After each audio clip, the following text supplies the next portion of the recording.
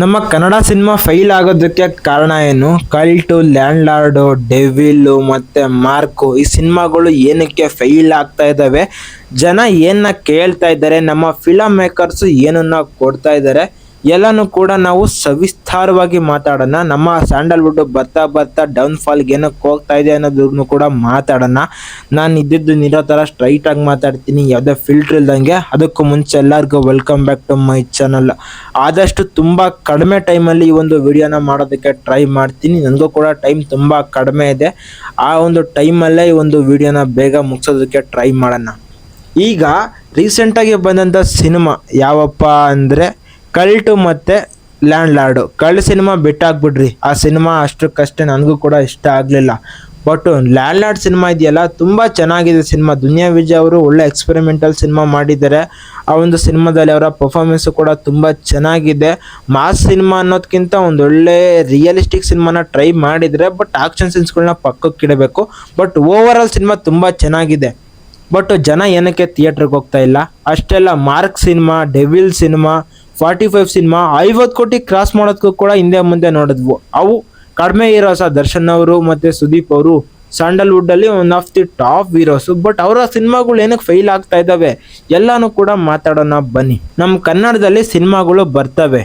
ಒಂದು 50 ಸಿನಿಮಾಗೆ ಒಂದು ಸಿನಿಮಾ ಈ ಒಂದು ಅಟ್ ಪ್ರೆಸೆಂಟ್ ಯಾವ ಥರ ಇರುತ್ತೋ ಆ ಒಂದು ಸಿಚುವೇಶನ್ಸ್ಗೆ ಮ್ಯಾಚ್ ಆಗ್ತವೆ.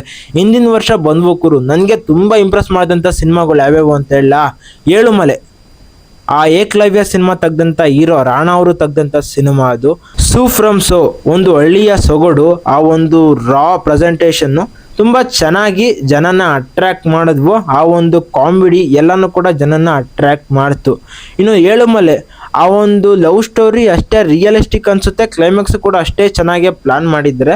ಆ ಸಿನಿಮಾ ಅಷ್ಟೊಂದು ಓಡ್ತಾ ಇಲ್ವೋ ಗೊತ್ತಿಲ್ಲ, ಬಟ್ ಸಿನಿಮಾ ಮಾತ್ರ ತುಂಬ ಚೆನ್ನಾಗಿದೆ. ಸಿನಿಮಾನ ನೋಡಿಲ್ಲ ಅಂದರೆ ನೋಡಿ. ಆ ಒಂದು ರಾಣಾ ಅಂತ ಹೀರೋ ಅಂತ ಒಂದು ಸ್ಕ್ರಿಪ್ಟ್ನ ಸೆಲೆಕ್ಷನ್ ಮಾಡ್ಕೊತಾರೆ ಅಂದರೆ ಅವ್ರಿಗೆ ಅಪ್ರಿಷಿಯೇಟ್ ಮಾಡಬೇಕು. ಅಂಥ ಸಿನಿಮಾಗಳು ಈಗ ನಮ್ಮ ಸ್ಯಾಂಡಲ್ವುಡ್ಡಲ್ಲಿ ಯಾಕೆ ಬರ್ತಾ ಇಲ್ಲ? ಸ್ಯಾಂಡಲ್ವುಡ್ಡಲ್ಲಿ ಸಿನಿಮಾ ಬರ್ತಾ ಇದ್ದಾವೆ, ಜಮಾನಕ್ಕೊಂದೊಂದು ಬರ್ತಾ ಇದ್ದಾವೆ. ಅದೇ ನಮ್ಗೆ ಆಗ್ತಿರೋ ಮೈನಸ್ ಅಂತ ನೀವು ಹೇಳ್ಬೋದು. ಹಿಂದೆ KGF ಅಂತ ಸಿನಿಮಾ, ಕಾಂತಾರ ಅಂತ ಸಿನಿಮಾ, ಕಾಟೇರ ಅಂತ ಸಿನಿಮಾ, ತುಂಬ ಸಿನಿಮಾಗಳು ಬಂದಿದ್ದಾವೆ. ಬಟ್ ಈಗ ಏನಕ್ಕೆ ನಮ್ಮ ಸ್ಯಾಂಡಲ್ವುಡ್ಡು ಫೈಲ್ ಆಗ್ತೈತೆ? ಈಗ ಕಲೆಕ್ಷನ್ ಬಗ್ಗೆ ಮಾತಾಡೋಣ ಬನ್ನಿರಿ. ಇದು ಅಕ್ಯುರೇಟ್ ಕಲೆಕ್ಷನ್ನು ಅಥವಾ ಎಸ್ಟಿಮೇಟ್ ಕಲೆಕ್ಷನ್ನ ಗೊತ್ತಿಲ್ಲ, ಬಟ್ ಆಲ್ಮೋಸ್ಟ್ ಸಿನಿಮಾದ ಕಲೆಕ್ಷನ್ ಇದರ ಹಿಂದೆ ಮುಂದೆ ಇರುತ್ತೆ. ಕಲ್ಟು ಸಿನಿಮಾದ ಕಲೆಕ್ಷನ್ ಎಷ್ಟು ಗೊತ್ತಾ? 3 ರಿಂದ 4 ಕೋಟಿ. ಇನ್ನು ಲ್ಯಾಂಡ್ ಲಾರ್ಡ್ ಸಿನಿಮಾದ ಕಲೆಕ್ಷನ್ ಏನು ಗೊತ್ತಾ? 7 ರಿಂದ 8 ಕೋಟಿ, ಇಲ್ಲ 8 ರಿಂದ 10 ಕೋಟಿ. 10 ಕೋಟಿ ಒಳಗೇನೆ. ದುನಿಯಾ ವಿಜಯ್ ಅವರ ಹಿಂದಿನ ಸಿನಿಮಾ ಯಾವುವು? ಸಲಗ ಮತ್ತು ಭೀಮಾ. ಈ ಸಿನಿಮಾಗಳು ಆಲ್ಮೋಸ್ಟ್ 30 ರಿಂದ 50 ಕೋಟಿ ಕಲೆಕ್ಷನ್ ಆರಾಮಾಗಿ ಮಾಡಿದ್ದಾವೆ. ಬಟ್ ಈ ಸಿನಿಮಾಗಳು ಏನಕ್ಕೆ ಫೈಲ್ ಆಗ್ತಾ ಇದ್ದಾವೆ? ಜನರ ಕಡ್ಡಾಚಾರ. ಮೀನ್ಸ್ ನಮ್ಮ ಆಡಿಯನ್ಸು ಸಿನಿಮಾನ ಏನಕ್ಕಪ್ಪ ಹೋಗಿ ಥಿಯೇಟ್ರಿಗೆ ನೋಡಬೇಕು ಅನ್ನೋ ಒಂದು ಮನೋಭಾವದಲ್ಲಿದ್ದಾರೆ. ಏನು ಗೊತ್ತಾ, ನಮ್ಮ ಫಿಲಮ್ ಮೇಕರ್ಸು ಇನ್ನೂ ಅಪ್ಡೇಟ್ ಆಗಿಲ್ಲ. ಬರ್ತಾ ಇದ್ದಾವೆ ಗುರು, ಒಳ್ಳೆ ಸಿನಿಮಾಗಳು ಬರ್ತಾ ಇದ್ದಾವೆ. ಒಂದು 50-60 ಸಿನಿಮಾ ಹಳೆ ಫಾರ್ಮೇಟಲ್ಲೇ ಇದ್ದರೆ ಒಂದು ಸಿನಿಮಾ ಮಾತ್ರ ಪ್ರೆಸೆಂಟ್ ಇರೋ ಸಿಚುವೇಶನಲ್ಲಿ ಇರುತ್ತೆ. ಬಟ್ ಆ 50-60 ಸಿನಿಮಾಗಳ ಎಫೆಕ್ಟ್ ನಮ್ಮ ಆಡಿಯನ್ಸ್ ಮೇಲೆ ಹೆಂಗೆ ಬಿದ್ದಿರುತ್ತೆ ಅಂದರೆ, ಆ ಒಂದು ಸಿನಿಮಾನ ಗುರುತಿಸೋದಕ್ಕೂ ಕೂಡ ತುಂಬ ಟೈಮ್ ತೊಗೊತಾರೆ. ಬಟ್ OTTಗೆ ಬಂದಮೇಲೆ ಅಯ್ಯಪ್ಪ ಇಂಥ ಸಿನಿಮಾನ ನೋಡಬೇಕಾಗಿತ್ತಲ್ಲಪ್ಪ ನಾವು ಅಂತ ಅವ್ರಿಗೆ ಅನಿಸುತ್ತೆ. ಇಂಥ ಸಿಚುವೇಶನ್ಸೇ ತುಂಬ ಇದ್ದಾವೆ. ಬಟ್ಟು ನಮ್ಮ ಆಡಿಯನ್ಸು ಕೂಡ ಸ್ವಲ್ಪ ಎನ್ಕರೇಜ್, ಆಡಿಯನ್ಸ್ದು ತಪ್ಪೇ ಇಲ್ಲ ಬಿಡ್ರಿ. ಯಶ್ ಅವರು ಒಂದು ಮಾತನ್ನು ಹೇಳಿದರು, ಕನ್ನಡ ಸಿನಿಮಾಗೆ ಜನ ಬರ್ತಾ ಇಲ್ಲ ಅಂತ ನಾವು ಅವಾಗವಾಗ ಹೇಳ್ತಾ ಇರ್ತೀವಿ. ಬಟ್ ಅದು ನಾವು ಮಾಡ್ತಕ್ಕಂಥ ದೊಡ್ಡ ತಪ್ಪು. ಒಳ್ಳೆ ಸಿನಿಮಾ ಮಾಡಿದ್ರೆ ಕನ್ನಡ ಆಡಿಯನ್ಸು ಯಾವತ್ತೂ ಕೂಡ ಕೈ ಬಿಡೋದಿಲ್ಲ ಅಂತ ಯಶ್ ಅವರು ಹೇಳಿದ್ದಾರೆ. ಅದಕ್ಕೆ ದೊಡ್ಡ ದೊಡ್ಡ ಸಾಕ್ಷಿಗಳು ಕೂಡ ನಮ್ಮ ಹತ್ರ ಇದ್ದಾವೆ. ಸೂ ಫ್ರಮ್ ಸೋ ಎಷ್ಟು ಬಜೆಟ್ ಅದಕ್ಕೆ? 5 ರಿಂದ 6 ಕೋಟಿ. ಬಟ್ ಪ್ರಮೋಷನ್ನು ಅಷ್ಟೇ ಚೆನ್ನಾಗಿ ಮಾಡಿದ್ರು, ಸಿನಿಮಾನೂ ಕೂಡ ಅಷ್ಟೇ ಚೆನ್ನಾಗಿತ್ತು. ಆ ಒಂದು ಸಿನಿಮಾ ಅಷ್ಟೇ ಕನೆಕ್ಟ್ ಆಯಿತು ಜನಕ್ಕೆ.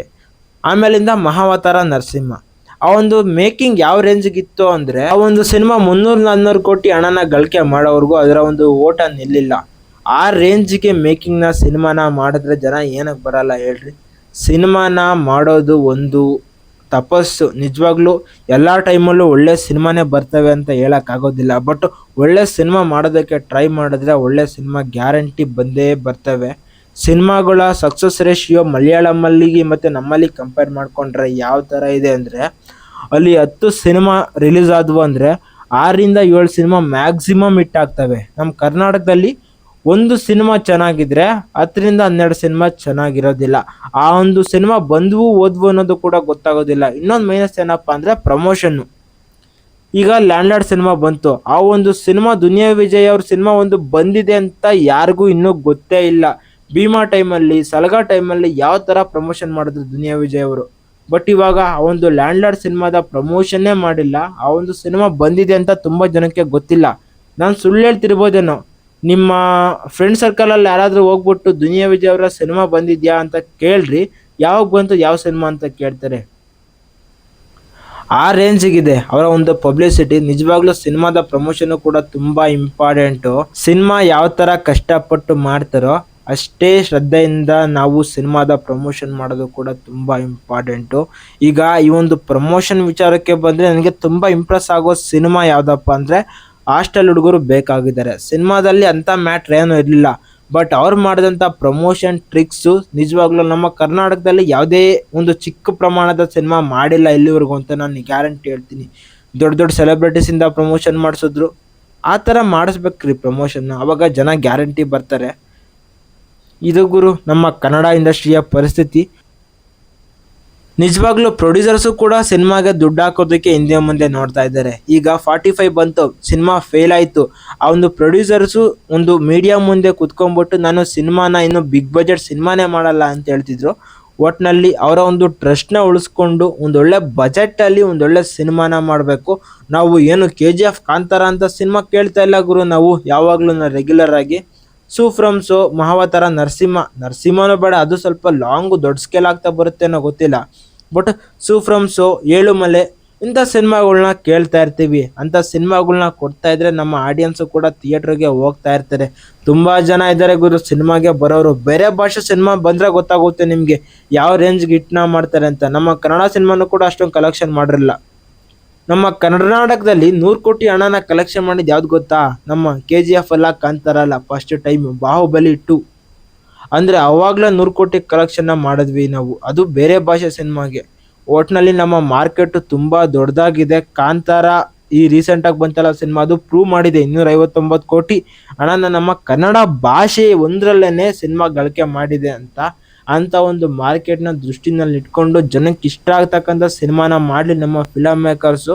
ಬರೋ ದಿನಗಳಲ್ಲಾದ್ರೂ ಒಳ್ಳೊಳ್ಳೆ ಸಿನಿಮಾಗಳು ಬರಲಿ. ಅಷ್ಟೇ ಅಲ್ಲ, ನಮ್ಮ ಸ್ಟಾರ್ ಹೀರೋಸು ಒಳ್ಳೊಳ್ಳೆ ಸಿನಿಮಾಗಳನ್ನ ಬೇಗ ತೊಗೊಂಬರೋದಕ್ಕೆ ಟ್ರೈ ಮಾಡಲಿ ಅಂತ ಹೇಳ್ತಾ ಈ ಒಂದು ವಿಡಿಯೋನ ಮುಗಿಸ್ತೀನಿ. ಮಾತಾಡೋ ಸ್ಪೀಡಲ್ಲಿ ನಾನು ಆಲ್ಮೋಸ್ಟ್ ಅಲ್ಲಿ ಯಾವುದೂ ತಪ್ಪಾಗಿ ಮಾತಾಡಿರೋದಿಲ್ಲ ಅಂದ್ಕೊಂಡೇ ಮಾತಾಡಿರ್ತೀನಿ. ಬಟ್ ಯಾವುದಾದ್ರೂ ವಿಷಯ ತಪ್ಪಾಗಿ ಬಂದಿದ್ರೆ ದಯವಿಟ್ಟು ಕ್ಷಮಿಸಿ. ಏನಾದರೂ ವಿಡಿಯೋದಲ್ಲಿ ಸ್ವಲ್ಪ ವರ್ತಿದೆ ಗುರು, ನನ್ನ ಮಗಂಗೆ ಸಪೋರ್ಟ್ ಮಾಡಬೇಕು ಅಂತ ಅನಿಸಿದ್ರೆ ಒಂದು ಲೈಕ್ ಹಾಕ್ಕೊಳ್ಳಿ, ಚಾನಲ್ನ ಸಬ್ಸ್ಕ್ರೈಬ್ ಮಾಡಿ, ನಮ್ಮ ಪೇಜ್ನ ಫಾಲೋ ಮಾಡಿರಿ. ನಾನು ನಿಮಗೆ ಮತ್ತೆ ಆಸ್ ಇಟ್ ಈಸ್ ಸಿಗ್ತಾ ಇರ್ತೀನಿ. ಬಾಯ್.